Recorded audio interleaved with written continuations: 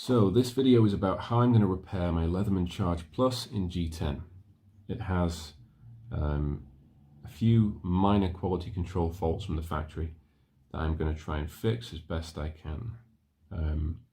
I have tried dealing with Leatherman's warranty group in the UK. It was unsuccessful. I'll make a separate video about that in the future. But for now, let me show you the problems. The first problem is when we open the tool, there is a separation between the liner and the frame on both sides, which isn't present anywhere else on the tools. So that's just a quality control thing. Same thing here. Minor, and I could live with it, but I'm going to fix it anyway. And the second issue, the most important issue, is the very severe blade play on the S30V main blade. So I don't know whether you can hear this.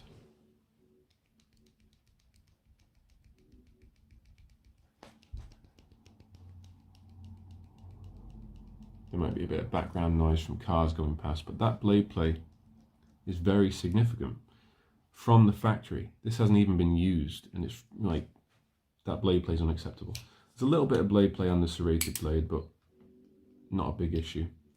And the file and the saw both lock up solid. There's zero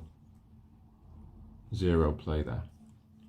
So I'm going to diagnose and fix this problem, and I'm going to talk you through how I do it. So how am I going to fix the lock rock? As far as I can tell, there's three ways to fix this. The first is to peen the front face of the lock.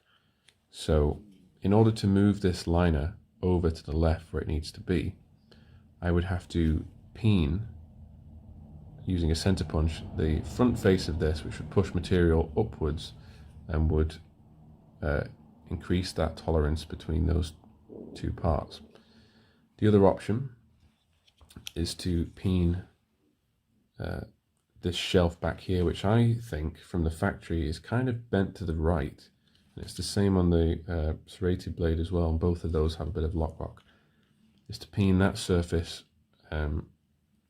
towards this side or upwards, and both of those would change the tolerances and would push the blade forwards, which would take out the lock rock. And the third option, which I'm actually going to try first, is to remove one of these three washers. So there is a washer on this side, and there are two washers on this side. I don't know why there has to be three, but there are. What that means is that this blade is pushed quite far to the right, which means that in order for the liner, it basically means that the liner has more room to move on the right, and therefore is traveling as far as it can. I think if I take out one of those two washers, the blade will be more towards the center line of the tool, however slightly, which will mean that this liner will probably sit about here. I'm going to try that first and see if it works, and if that doesn't work, then I'm going to have to resort to peening one of those two surfaces. So I'll decide which one soon enough. But first things first, take out one of those washers and see if that makes a difference. So I've taken my Leatherman apart now into two halves. I've already fixed the problem on the side with the serrated knife. This one had the least blade play in it, but if I open this now, the lock is about halfway, about 50%, and if you give it a good whack, it goes further. And now that'll just wear over time. I'm going to be opening and closing this numerous times over the next few days just to get that lock to wear in. But all I did was center punch the front of the liner lock to push material upwards, and I also center punched the this section at the back here on the inside upwards, which took out some of that forwards and backwards play. Turns out removing one of the washers did not fix the play, but it did fix the separation issue between the scale and the frame. So I'm going to do the same thing now on the side with the S30V blade, reassemble the whole thing, and then I'll show you the final result. Again, all you need to do is just take it apart and then center punch just here. I don't know whether you can see that on camera. Just here on the inside of the frame, which connects with the back of the blade like this. to push the blade forwards, which takes out some of that play. And you also need to do it on the front side of the liner lock. And the way that we would do that is by placing the pliers inside so it has a hard surface to peen against.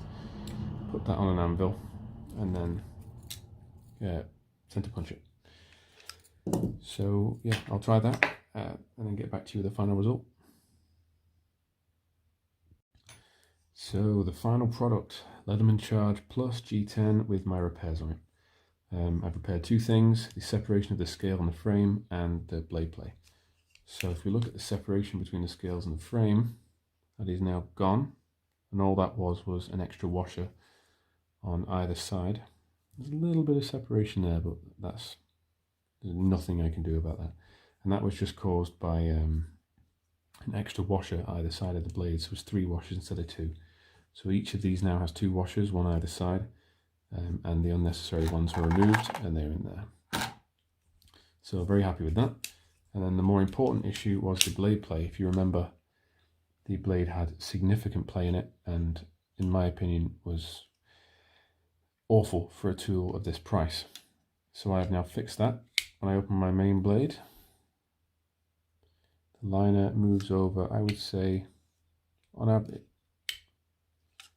it goes about 50–60% of the way every single time.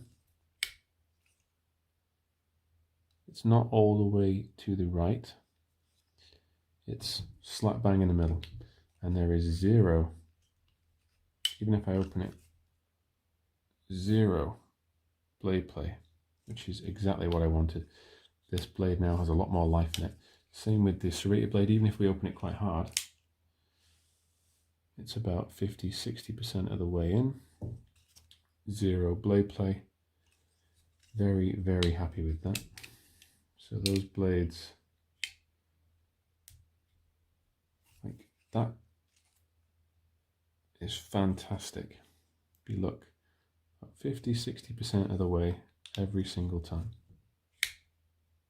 That time it's jumped to about 60–70%, but still, on average, about 50–60% lockup. No blade play, happy chap. Easy fix, and all you needed was 2 Torx T10s and a center punch. And that is it. So, hope you enjoyed that video. If I have any other repairs or things I want to work on, I'm sure I'll upload those soon enough. So yeah, I hope somebody benefits from this. And yeah, have a nice day, whatever you're doing, and I'll speak to you later.